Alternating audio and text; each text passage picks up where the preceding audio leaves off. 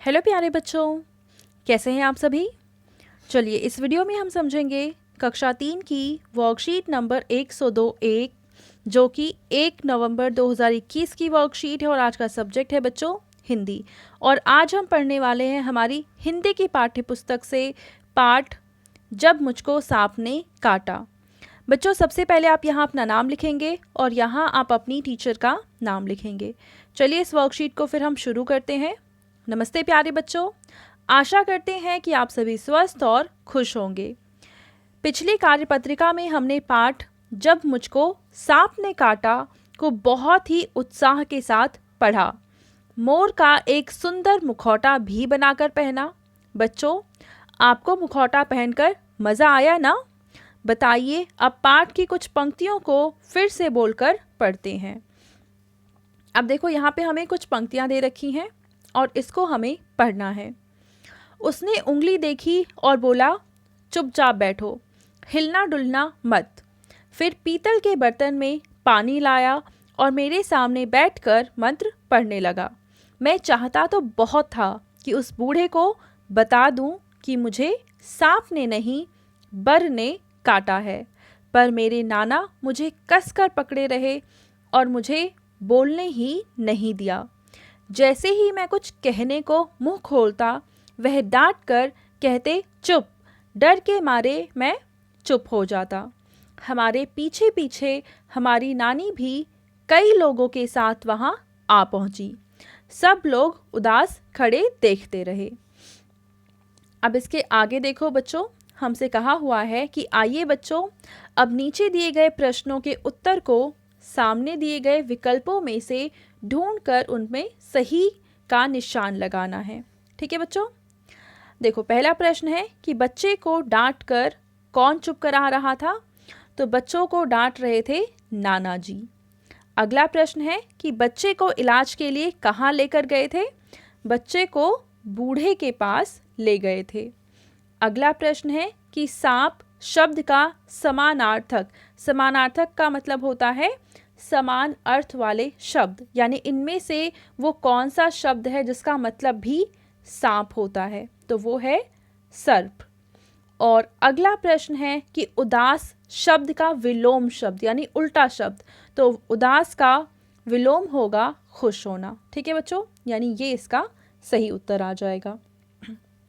तो पहला प्रश्न तो हमने हल कर लिया।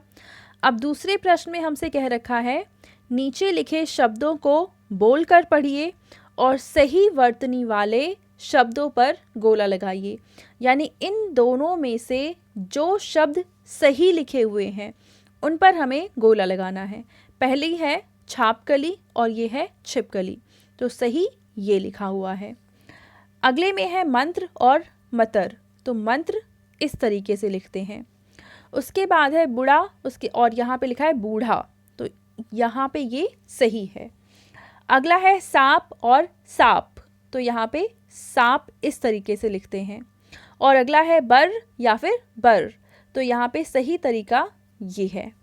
ठीक है बच्चों, तीसरा प्रश्न है कि पाठ के आधार पर लिखकर बताइए कि झाड़ फूक वाले व नाना जी ने बालक को बोलने से मना क्यों किया था?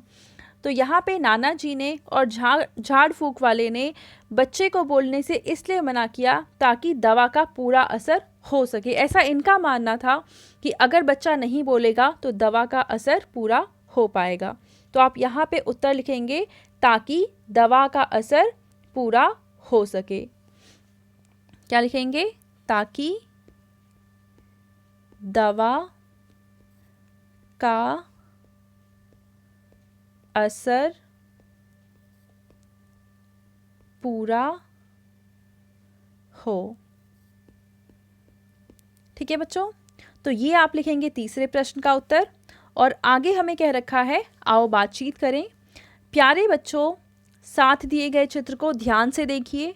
आपको क्या लगता है कि चित्र में दिख रही महिला और बच्चे आपस में क्या बातें कर रहे होंगे? आपको अनुमान लगाना है, उसके बाद ज़ोर ज़ोर से बोलना है और उसके बाद आपको इनकी बातों को अपनी कॉपी में लिखना है। तो चलिए इसका लिखकर मैं आपको आंसर बताती हूँ। तो यहाँ पे बच्चों देखो, लड़की बोलती है माँ आप क्या पका रही हो? तो लड़का बोलता है, हाँ माँ, इसमें बहुत अच्छी खुशबू आ रही है।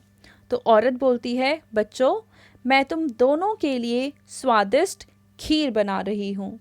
तो आप ये इनकी बातचीत को अपनी कॉपी में लिखेंगे। चलिए आगे देखते हैं। अब देखिए बच्चों, आपके पेरेंट्स के लिए यहाँ पे सुझाव है कि बच्चों को बताइए कि एक अच्छा श्रोता बनना भी बहुत बड़ा गुण है। छोटा हो या बड़ा, हमें सभी की बातों को ध्यानपूर्वक सुनना चाहिए। ठीक है बच्चों? तो बच्चों, आपको कार्यपत्रिका मज़ेदार लगी ना? अब बताइए कि आज आपने क्या नया सीखा। तो बच्चों, ये थी आज की हमारी हिंदी की वर्कशीट एंड आई होप आपको ये वर्कशीट बहुत अच्छे से समझ में आ गई होगी। एंड अगर आपको ये वीडियो पसंद आई है तो उसको ज़रूर लाइक करें, अपने फ्रेंड्स के साथ भी शेयर करें और इस चैनल को सब्सक्राइब करें। Thank you.